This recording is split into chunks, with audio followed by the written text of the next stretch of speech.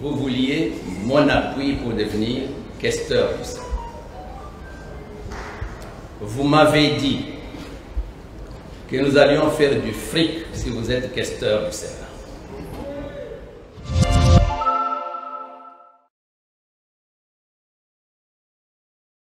Toujours, pendant cette période de campagne,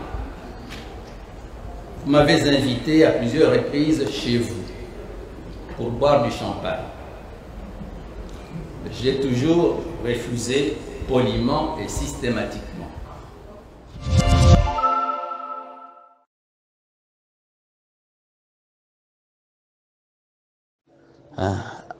Bonsoir mon frère Massaro Gombe na Gombe. Massaro, n'a eu message na yo vraiment bon situation ezalaka mitema mabe ba Congolais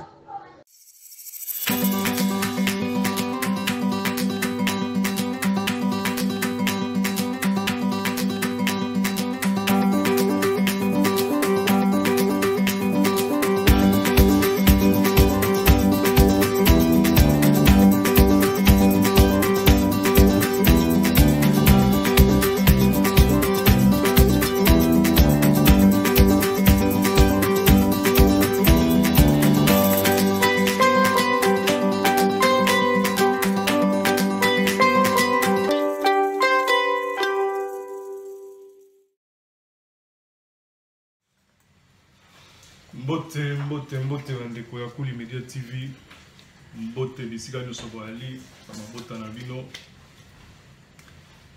J'espère que batu nyonso ba malamu depuis to mona na gina mikolo elekaki te mokola lelo. Voilà, donc na lelo ko mona bino pour trois sujets. Sujet à liboso na banzi ke batu nyonso ba mona kiamo et bimi depuis butu oyo kaka na journée à lelo na tongo ezali kambo ya tambwe mamba na kati ya Sénat. Wana eza sujet à liboso. Sujet à mibale ezali ya fils Mukoko yena Massaro. Na lobi bien fils Mukoko yena Massaro. On a ya mibale. Sujet à misato ezali likambo ya Bill Gates. Azana fondation na enyoso ya Bill Gates. Aza pembeni ya boloko. Je vais vous expliquer bien pourquoi. Voilà. Donc mbote na mabota na bino, mbote bisika nyoso bali. Lelo na ko remercier Bokolim Bisanga parce que en même temps dans un ordinateur on a devant moi pour natalaka à peu près pa makambo naza nango ya koloba na bino lelo. Na yepe pona ko pesa merci mingi na ndeko na biso moko azali sûrement abonné na biso na kati ya Kuli Media TV. Atindelaki nga message moko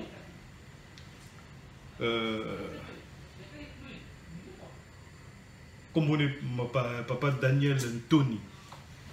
Papa Daniel Ntoni, j'ai tenu nga moko ya ko remercier yo de vive voix la chaîne na biso ya Kuli Media TV. La message otindelaki biso ya esengo olobaki na sepeli na interaction na yo et salinga na découvrir chaîne na yo coup de chapeau na yo umela.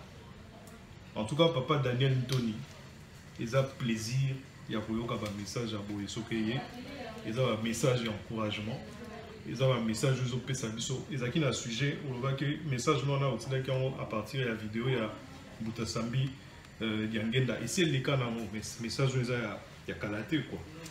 Ya kalaté mais ça veut dire que au talaka fil playlist na biso na fil d'actualité à Kuli Media TV.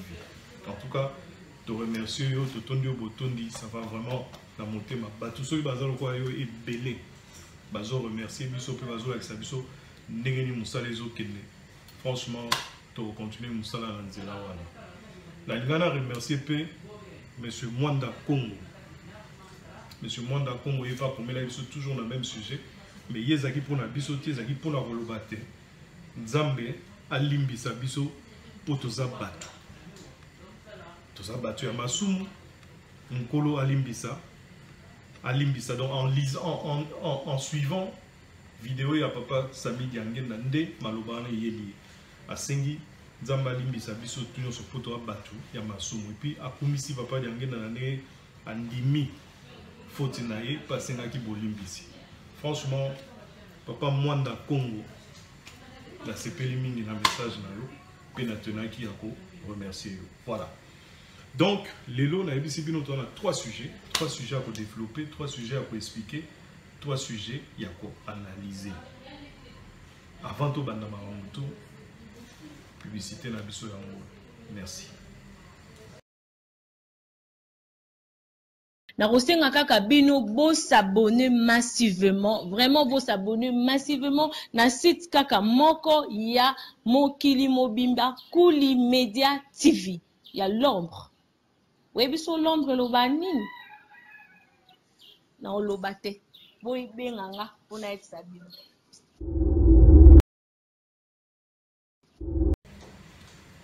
Bandeko nangai, merci na nebo la bidi moi publicité na biso do bo continuer ko s'abonner, bo continuer pour ya ébélé massivement de lobby et puis ça na gratuitement. Et ça ga pour bozo ba notification bo landaka moi muke ba makambo ezoleka na mboka na biso na international. Lelo to ko ba likambo ya tambwe mama yena mama Bijou Kitenge Ngoya. Nani oba bengi na kombo ya mama Bijou Kitenge Ngoya bino nyonso na banzi batu nyonso te bayebi mais batu mingi bayebi nde nani wana tambwe mama. Problème nini esali po likambo yo ekweya lelo botala bilili bongo na esi. Collègue Goya, au moment de l'ouverture de la pré-campagne pour l'élection du bureau, vous êtes venu chez moi. Vous découvriez d'ailleurs ma résidence à cette occasion. Plusieurs reprises. Et aussi à mon cabinet. Pour demander le soutien à votre candidature comme questeur du Sénat. Je vous ai signalé que la décision n'était pas à mon niveau, mais au niveau des autorités du FCC. Toujours, pendant cette période de campagne, vous m'avez invité à plusieurs reprises chez vous pour boire du champagne. J'ai toujours refusé poliment et systématiquement. Vous vouliez mon appui pour devenir questeur du Sénat. Vous m'avez dit que nous allions faire du fric si vous êtes questeur du Sénat. Je vous ai répondu que je suis venu au Sénat pour y laisser mon empreinte et pas pour faire du fric, et que j'en avais pour vivre décemment et faire vivre ma famille. J'ai présenté votre candidature au FCC, comme je l'ai fait pour beaucoup d'autres candidatures.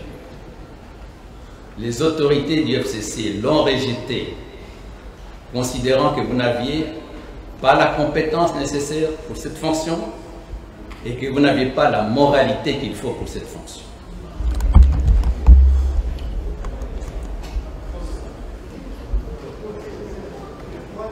Ma réponse, Madame, c'est vous qui avez débordé. Madame, vous n'avez pas la parole. Madame, vous n'avez pas la parole. Non, j'ai la parole parce que je suis sénatrice comme vous. Et je ne vous le permettrai pas. Néanmoins, je vais continuer. Non, je ne vous le permettrai pas, Monsieur le Président. Néanmoins, je vais continuer. Vous pouvez continuer, mais je ne vous le permettrai pas. On aura besoin vous de ça. n'êtes pas digne. Vous n'êtes pas digne d'être le Président. Parce qu'il ne faut pas raconter.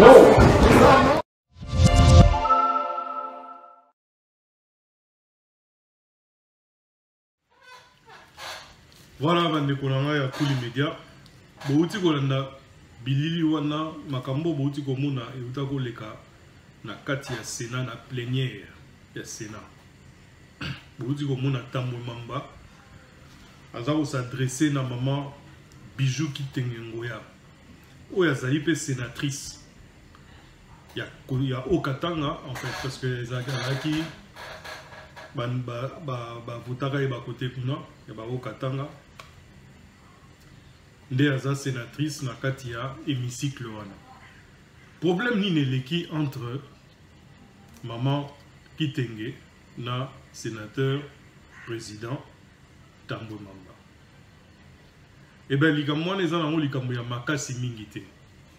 En fait maman Bijou Kitenge ayaki kotuna kaka motuna na monsieur Alexis Tambwe Mamba pour ameka ko limbola ye apesa ye explication sur marché ya réflexion ya hémicycle. Marché ya réflexion ya hémicycle, c'est-à-dire hémicycle wana place ba vandaka place ba betaka masolo. Ba mikolo nyonso pour mikolo ezaki moi compliqué pour le coronavirus. Il fallait ba travaux moko esalama pour hémicycle ezonga moi bopeto ezonga moi bien. Alors ba travaux wana esalamaki une partie déjà et maman ayaki simplement ko adresser courrier moko ba mikolo elekaki na président ya Sénat oyo na kombo ya Alexis Tambwe Mamba oboyebi. Na kati ya courrier na ye alobaki boye a rappelé kaka président ya Sénat que na tango ba fungola ka session que ba travaux président alobaki que ba travaux ezaki commandé strictement dans le respect ya procédure en matière ya passation ya ba marché. Nazo répété. C'est-à-dire, ils ont rappelé kaka président que président lobaki na ndenge ya loba na ndenge musu que marché wana o ba pesaki pour na ko réflexionner pour ça ba travaux na kati ya hémicycle ezalaki na ngokaka et ça maki plutôt na procédure normale ndenge ba peselaka ba marché, c'est-à-dire avec appel d'offres. Alors il y a eu rappeler président makambo wana et que bah marché wana que travaux wana et comment qui déjà exécuté que toi travaux wana c'est salamaki et puis salamaki par préfinancement dans l'entreprise wana ou esalaki yango. Ça veut dire bah pesa qui déjà mbongo en avance dans l'entreprise yango ou bah ponaki après appel d'offres pour esala ba travaux na éviter ce bozola nanga na bokebi. Problème est ko bima pona nini parce que maman asengi na kati wana alobi na président ya nini na bango ya Sénat na bango bola nanga bien na makambo na zolobela bino apesa ki moi série moko ya ba question na ye président na kati ya ba question na atuni combien écoutaki ba travaux nyonso wana na préfinancement ba travaux ya hémicycle wana apesa atuni président apesa tableau ya dépouillement to ya évaluation ba offre justificatif nyonso ya ba entreprise o ba retenaki et puis il y a ba combo ya entreprise o e gagnaki marché nyonso wana na ba dossier nyonso wana yango asengaki na président Alexis Tambwe Mamba. Et en même temps, il y a tout combien d'entreprises répondent qui n'appelle l'appel d'offres. Ça veut dire déjà que Maman Bijou Kitenge a mon aki moi problème moko boye na cadre de gestion ya makambo ya hémicycle wana, c'est-à-dire makambo ya réfectionnement ya hémicycle. A mon aki déjà moi bikakatana comment ko mituna ba question yango ayaki ko senga na président a expliquer a élucider bango ba comprendre ndenge nini gestion salamaki parce que basalaki préfinancement dans l'entreprise wana mais ba éviter nani asalaki ba travaux et loko memi ngambo nyoso ya vidéo bomoni oyo au lieu président a fait sa réponse na ba question ba tunaki président a comme ko rappeler maman que nengo komelaki awa osengaki na accompagner yo okomaki ko inviter nga epa na yo po oteyanga olinganga parce que quelque part le président lui dit voilà au bengisaki nga epa na yo po na ya komela champagne mais champagne eza ya nini. C'est une manière simplement ya koyebisa ye que koyebisa biso que maman wana azaki ko draguer ye.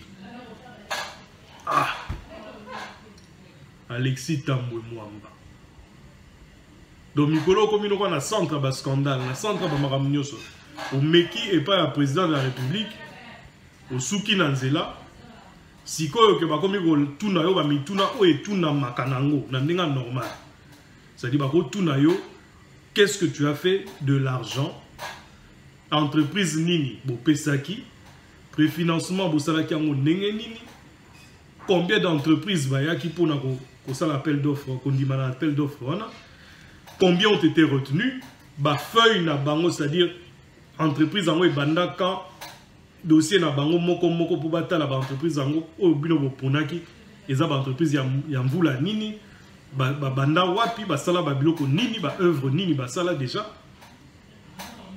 et comme problème ya kobimisa mama ya batu ndumba et comme problème ya kobimisa mama Bijou Kitenge ke ayaki et pas na yo ko luka poste comme si tu es au centre du monde, c'est-à-dire pour batu bazwa makoki na mboka wana yone mutifozala wana po opesa bango ba poste et puis ozoye biso que ozala ba moyen na yo suffisant pour okoko vivre le reste de la vie na yo na famille na yo. Mais qu'est-ce que tu fais encore comme étant président du Sénat? Ba émolument na on nyoso oyo zwaka to benga oni ba salaire na yo nyoso zwaka uchaka ngo wapi puisque ozaka na besoin ya mbongo ngo. Pourquoi batu ba komi un but boye batu ba komi un but ya ba personne na bango boye moi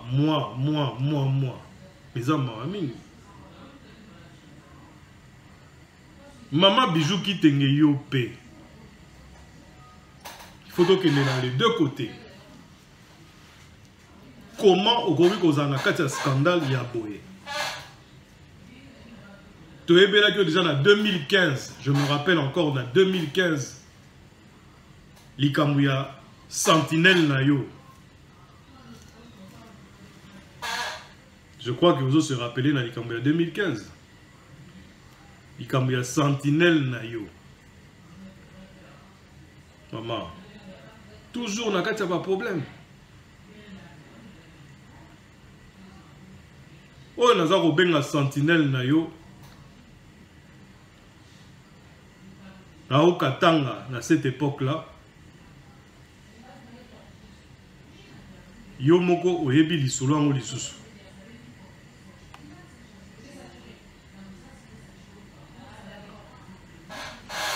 Toujours se rappeler sous la lisolo ya Sentinelle na yo, c'est vrai qu'Ozaki n'a quantité directement lié, mais ce monsieur-là fut Sentinelle na yo. Quand je dis Sentinelle, c'est-à-dire mokengeli ya lopango na yo, c'est-à-dire ce nga na yé pa na yo.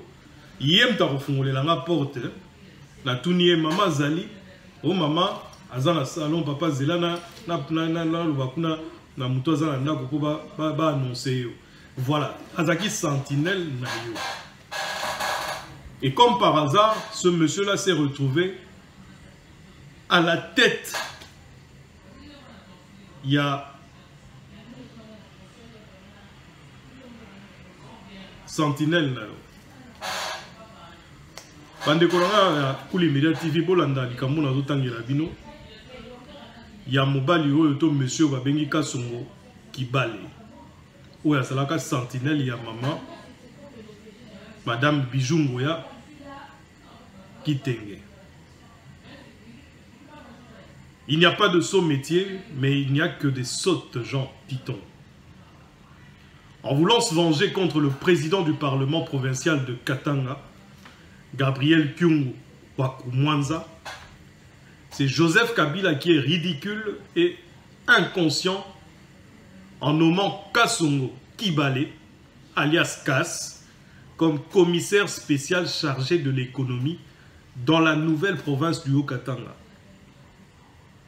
Bolandinga bien bandekonanga, c'est-à-dire Moutouana Nazotangela Bilo na kombo ya Kasongo Kibale, Azalaka sentinelle ya mama Bijungoya.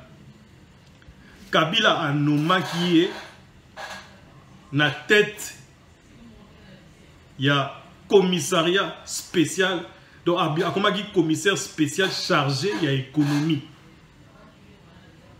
Commissaire spécial chargé de l'économie dans la province de Katanga. Nous sommes pour nini pour la barrière na Kyungu à l'époque. On a en 2015. On a continué. Comme Joseph Kabila n'a jamais compris que ses collaborateurs l'induisaient toujours en erreur, de 2005 à 2007, M. Kasongo Kibale, d'après plusieurs sources concordantes, était sentinelle chez la sénatrice Bijou Ngoya dans sa résidence au quartier Golf de Lubumbashi.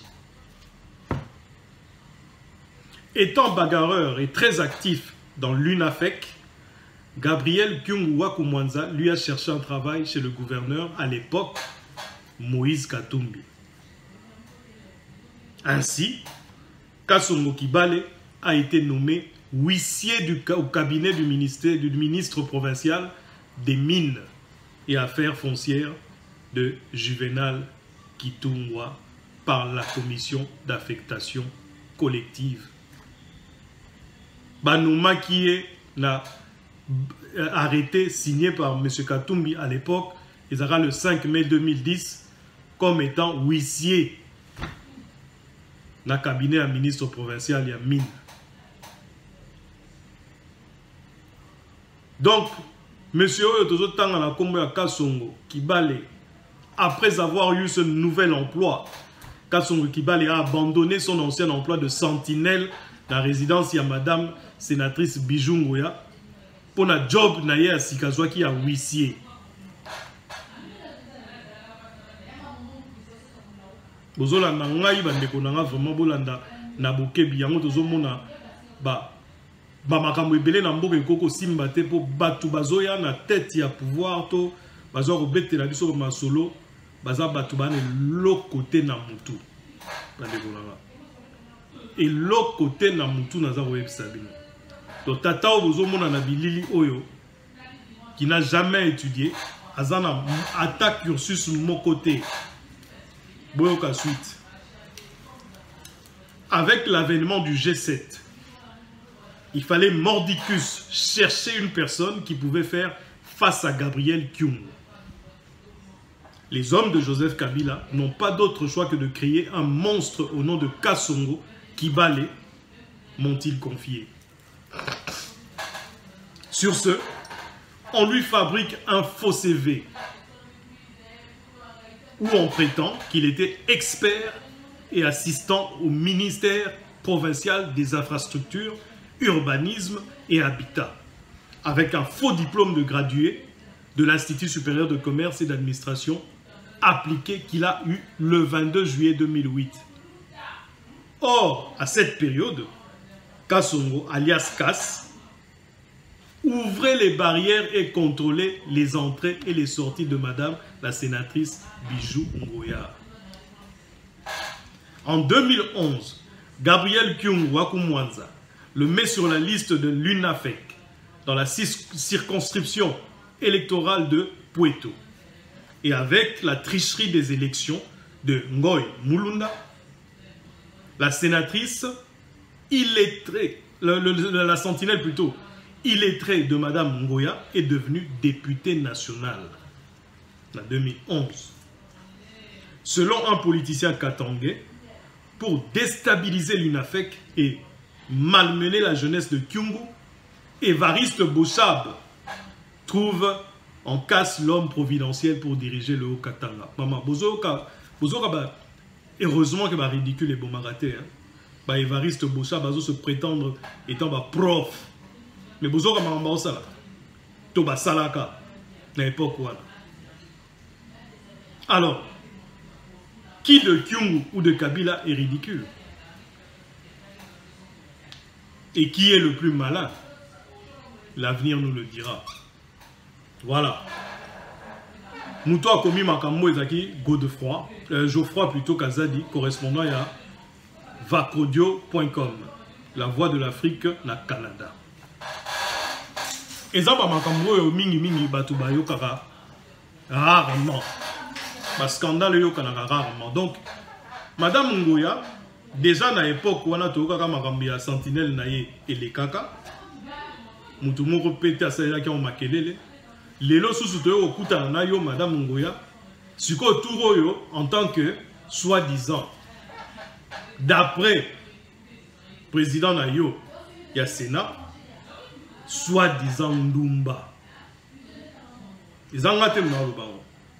Ils ont propos ya président na yo.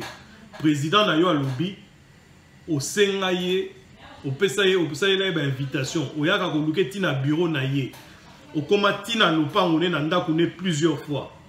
Nyonso kaka pona ko bondela. Pona ko lakisa ke non, oza gentil, au bengise tie pa na yo pour offrir soi-disant entre guillemets champagne. Mais toyebi à peu près formule oyo à employer pour na ko bimisa au mois propre. Mais la formule à solo est ça Kindumba. Et puis on intervenir rapidement pour au ligne qui ne musikate. Au-delà pe no moni scandale n'engezo kende. Mais on comprend peut très bien que Soki Tambwe Mamba ayeko attaquer au terrain wana, c'est parce que ils ont la réponse ya kopé saoute na makambo ya ba travaux ya hémicycle. C'est-à-dire marché on a place et kindeki, société on a pour besoin qui marché. Et ça société mo eza lié na Tambwe Mamba.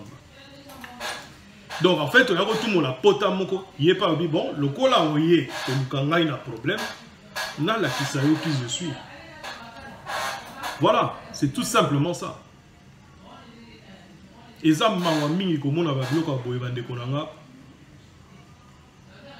Ba scandale a boye à chaque fois toujours meka kolobela ba makambo mais ezo sila tezo bakisa makaka. Lelo tozana directeur à cabinet à président de la prison. Pourquoi deux poids deux mesures? Pourquoi 2 poids 2 mesures? Baturo batambo mamba baka libanda. Ba boma batu ba avion et panzana bisonyo sotoyebi, il y a eu plus de 50 morts. Mais azawana kaka. Bakabila bazana kati ba système ebele ba procès ebele ba makambo ebele na robetela bino lisolo mikolo zoya prochaine émission nanga et kozala sur la fortune de Kabila. Émission na rosala oyo koya boye ba déjà titre nango et kozala sur la fortune de Kabila, c'est-à-dire ezali kama fortune ote bozomena kokota na mozindo pour na relaxer à peu près les 80 plus de 80 sociétés oeza gérées par Bakabila. Mais bazana banga libanda. Batutu wana bazali libanda pe bazana RDC.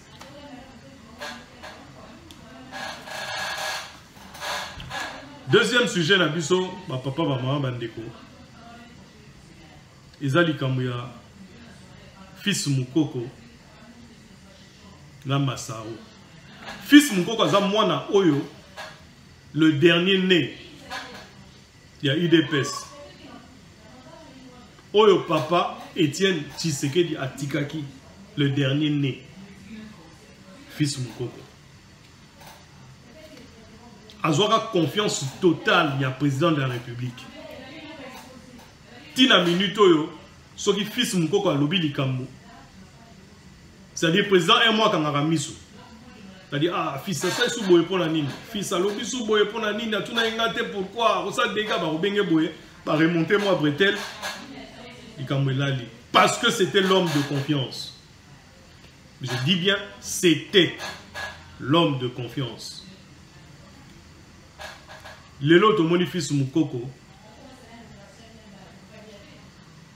presque en suppliant Massaro,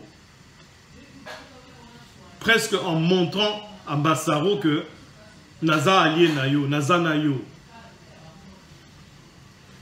Pour la nini, pour la mbongo, Bazara déjà ba idéologie na bango, ba développera déjà, to fils moko kwaza na éviter top oya solo bena oyo ba yeba raté na UDPS que tozalaka na mutu moko azaka ne mutu a UNC pe mutu ya mouvance présidentielle aya kokota ne pas na biso depuis des années.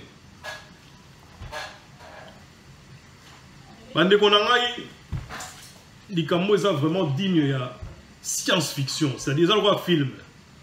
Pour tous comprendre que mutu wa fils mukoko toyoka ba voice na ye en s'adressant na nani na Massaro, et il a été piégé, bête qu'il est, il a été piégé parce que on voit très bien que Massaro muta bengaki, mais pourquoi tout ça là ba phrase ya Massaro te, pourquoi tout ça là ba voice ya Massaro te, parce que euti na téléphone à Massaro. Donc Massaro tant azo benga ye nyoso office azo zongisa ya zo enregistré. Au moins soki mutu alingi ko comprendre te na boy ko kene na ba terme vulgaire parce que j'aimerais pas ou nager na ba terrain na bango, mais soko au moins mutu azo comprendre likambute ndenge batu bazo linga ba comprendre ezamba ba legele bino parti moko ezaki na puissance, ezaki na force, ezaki na niveau ya makambo ebele. Comment ça se fait que bokiti si parti on a tina niveau ya ko exister lisusu te? Fils Mukoko boyokaye ninga zoloba na Massaro bongo tozonga. Merci. Bonsoir mon frère Massaro Gombe na Gombe. Massaro a eu message na yo vraiment bon situation zaraka mitema ba congolais netika Jésus batu baloba ke ba sacrifier situation za bongo, mais nga na malade na hémorroïde dérangeant nga na en contact toujours na maman Mida na ba maman mais je na ba tutu ba Michel Moto, mais place oza conseil na opesa un Congolais azala toujours traître, éviter les milliers de Congolais, change un peu au babengi ta façon de vivre. Na yebi ke yo linga ko partager na batu, cherche une ville oyo ba Congolais baza vraiment pas trop. S'il vous plaît, au nom de Dieu, les milliers de Congolais, c'est un millier de jaloux. Donc cette histoire ça va passer, c'est tout simplement babengi donc une machination politique. Donc personnellement kutu ngana komela ki maire na ebisie yemo les pacificateurs ba avocat ba préparer matière à samba et moko na suka à synthétiser na 4 langues nationales. C'est bon, merci. Awa batu ba ebi ko ozana na Brazza ou bien Gabon. Awa la situation za bongo bayebi kozana Gabon, photo na ngana yo bazo ba IDPS baromaraka ba publier yango bakomi fils Mukoko où est ton ami Massaro pour ozong sambongo à l'état. Donc niveau IDPS vraiment Massaro donc ma mingi to solo là.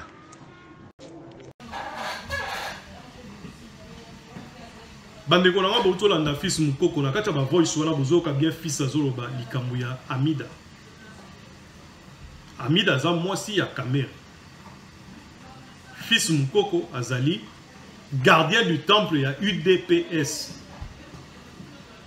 Parti ça qui alliance na UNC, UDPS UNC na cadre ya cash. Mais comment fils Mukoko na vie privée na yé?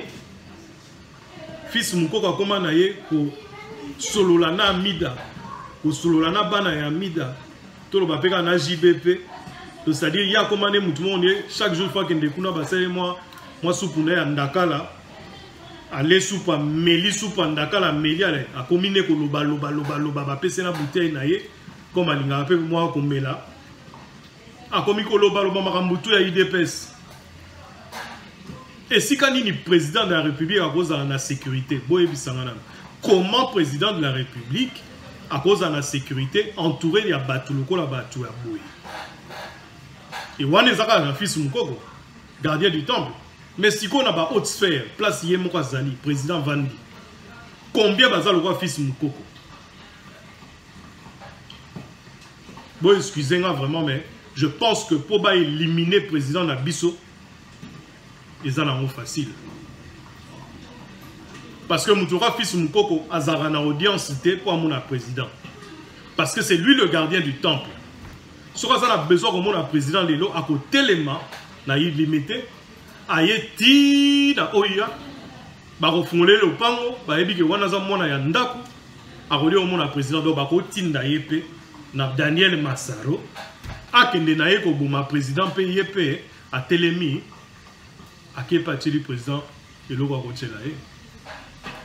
Bon, excusez-moi, parce que nous avons analysé le Cambodge.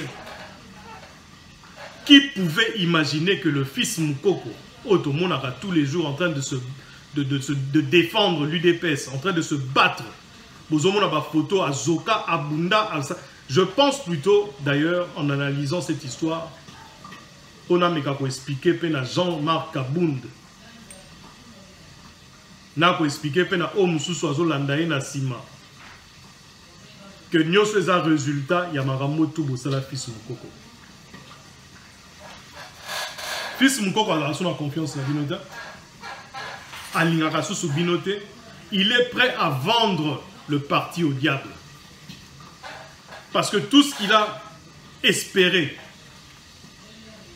dans la période de Mokoboé, moi poste, il y a un Nazaraka gardien du temple. Parce que l'on a gardien du temple, pas Matata. À Matara jamais. Mais entre-temps, accession et qu'est-il à pouvoir, pour accéder à pouvoir, vous avez un pouvoir suprême Yamboka. Mais Batora, ba fils Mukoko, va se battre qui contre ba élément autoyebi, combattant ya solo. Aux arros de la paix, à comment la position moro ya bien.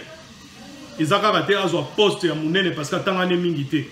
Mais Bocha est la jeunesse. Avec un bon salaire. Botala bambilili yo ne fils Mukoko azo betama. Ninga zo lela. Comment na mboka lokola RDC place Chikon eza mokonzi. Moutoura Massaro azako brasser ba 1 million de dollars, ba 2 millions de dollars na maboko. Ako somba fils Mukoko te. Comment? Bande konanga eza mawa eza pasi. Tozo mituna, tozo tala, tozo ebate sikani, tozo kende.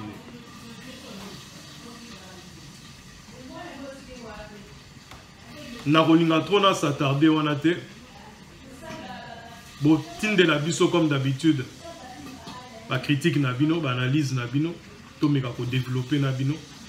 Bo monike na tali makambo ya mamango ya na sens ya bien, na sens ya mabe. Na tali pe makambo ya fils Mukoko. Na sens soit Zalaka na nos patriotes, na sens soit commis Lelo, top, intrus.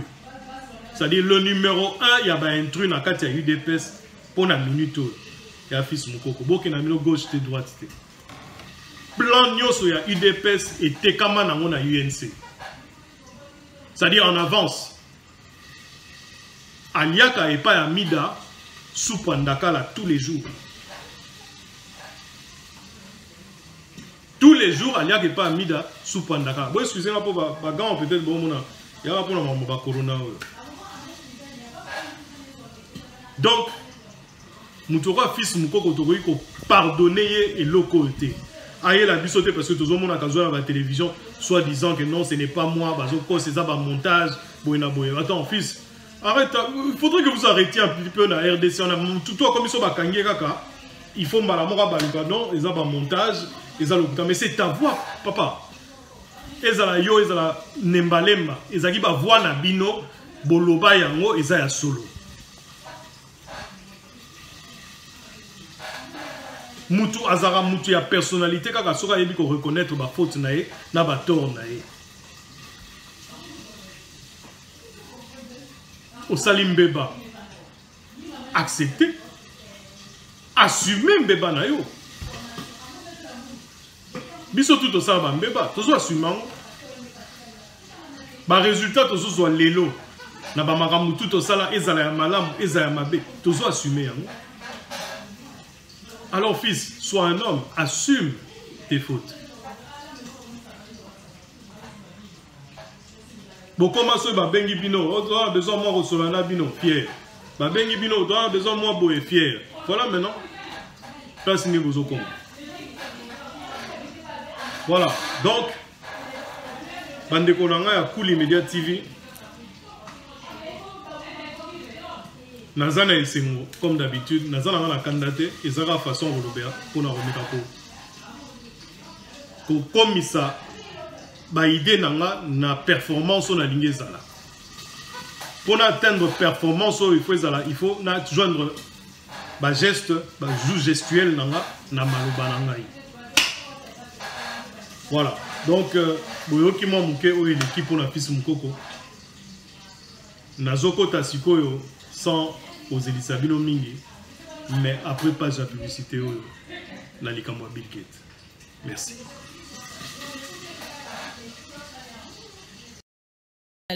Et na kaka bino bo s'abonner massivement, vraiment bo s'abonner massivement na site kaka moko ya Mokili Mobimba Kouli Media TV. Ya l'ombre.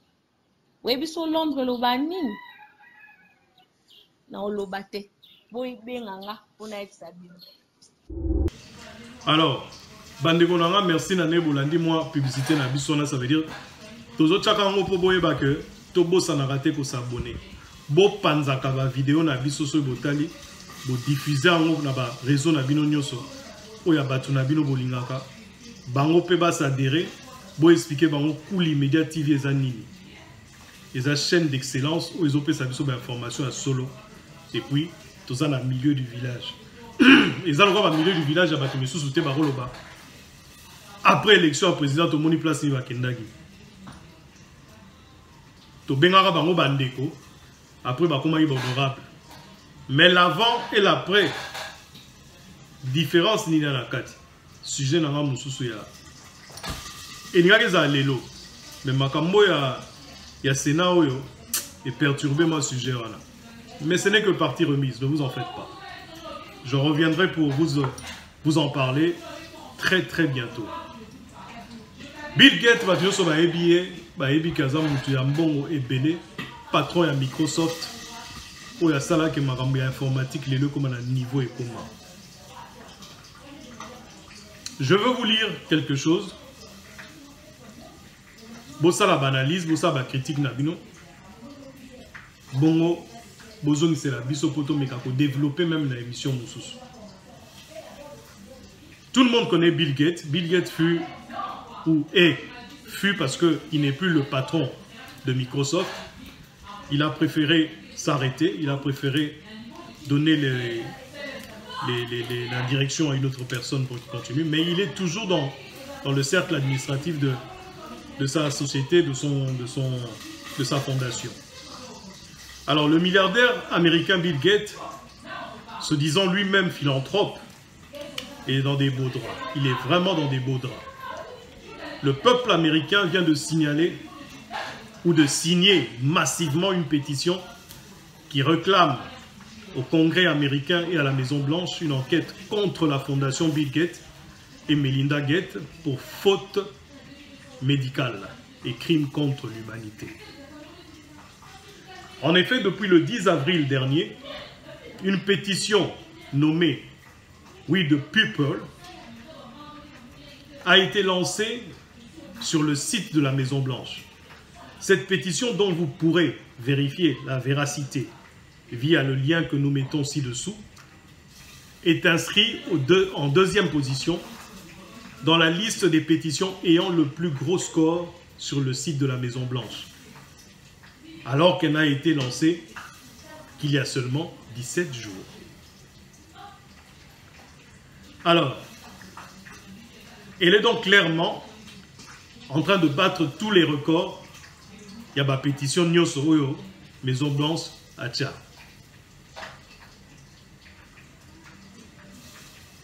Alors qu'il ne faut que 100 000 signatures pour qu'une pétition soit prise au sérieux par le gouvernement et déclenche sa réaction, la pétition contre la fondation Bill Gates et Melinda Gates est déjà à plus de 443 000 signatures en 17 jours, s'il vous plaît.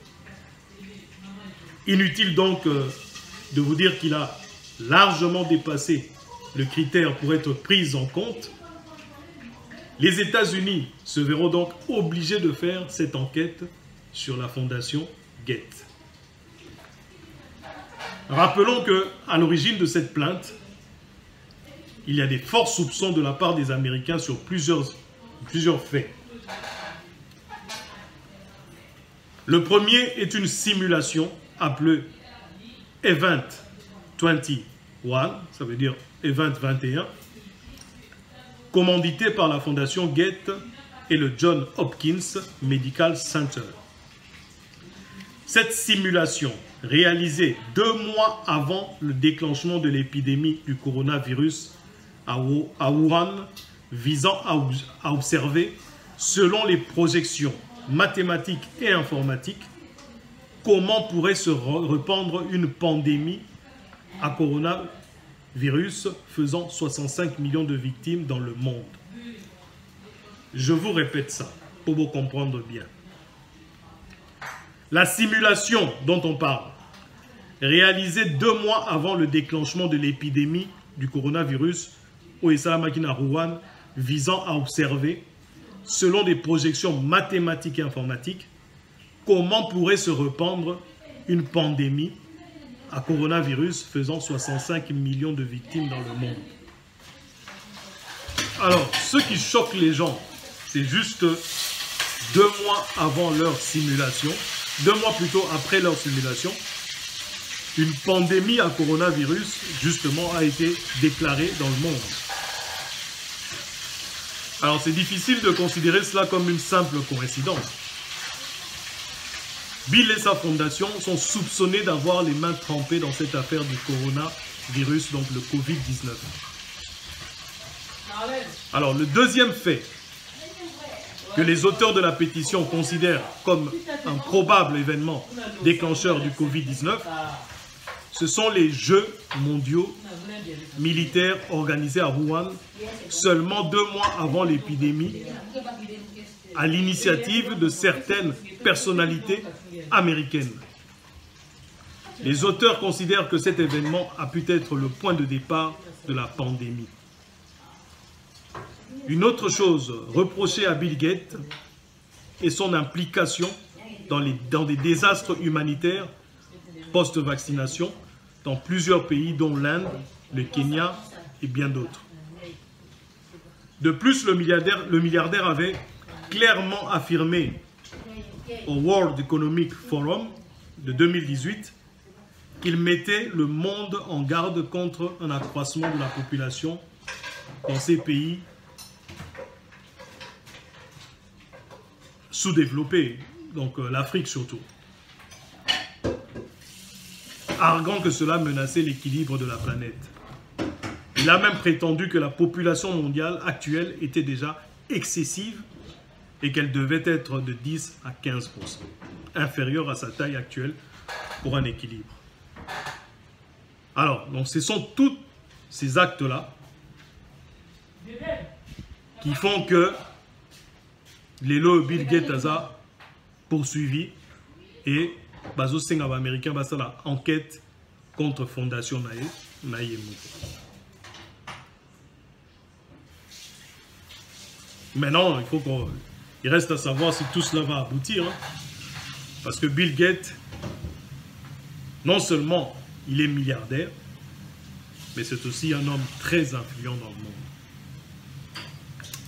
Voilà, à peu près les 3 sujets on a zaki na mwa koyebisa bino pona mokola lelo. Bino moko botinde na ba critique na bino comme d'habitude. Bo sala pe banalise na bino. Bo mika ko talisa pe na bandeko nyonso autour na bino. Makambo to tiko so alelo. Mbote na nga lelo ko kende mingi pa ya petit na nga ya motema. Chabriel. Auti esika moko ya malamu te. Esika moko ya mwa pasi. Makambo ya ba coronavirus okaka me nzamba sungi na minute oyo aza na ndako na ye na mwana na ye pe aza ko se reposer, aza ko se remettre. Nzamba kumbama. Mbote na mususu okene pa ye moko maman Françoise Vita double brassard Kolo Masolo na sponsor na biso Willy Kinkela ya yo yango wana. Mbote na mususu okende pe pa ya Jean-Luc Songona Kisasa Ndekonanga, j'espère que tu vas bien. Kabidjo a Kabidji ya yo yango wana. Na banzi pona lelo na suki wa pe tokutani na mikolo ezoya. Merci.